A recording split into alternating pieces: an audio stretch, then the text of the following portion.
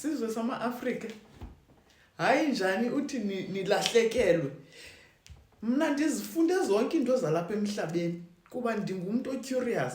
Ndazifunda zonke into zalapha emhlabeni, ndabona uba okay, ndabizwa back. Kodwa xa kubuye uze ngapha nazi zakowenu. Andibiza uYesu phayana wathi ndiphendulekile okudala ndiphanda ndiresearcha ndiphendulekile mandike ndibuye ndize kweli cala. Ndabuyela back to my roots. Inkolo ndiyikhula ngayo, ndiyincancebeleni, ndiyazi ndiyijika macala.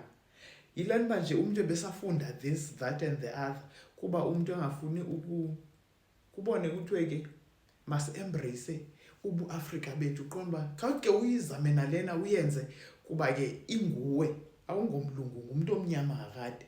So ufunde ke into ezininzi ke zalapha emhlabeni, ulandelelele le, ulandelelele le, ulandelele naleya.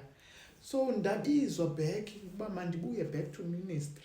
Ndibuyele kwinto kakade endake ndayenza nento endikhulele kuyo.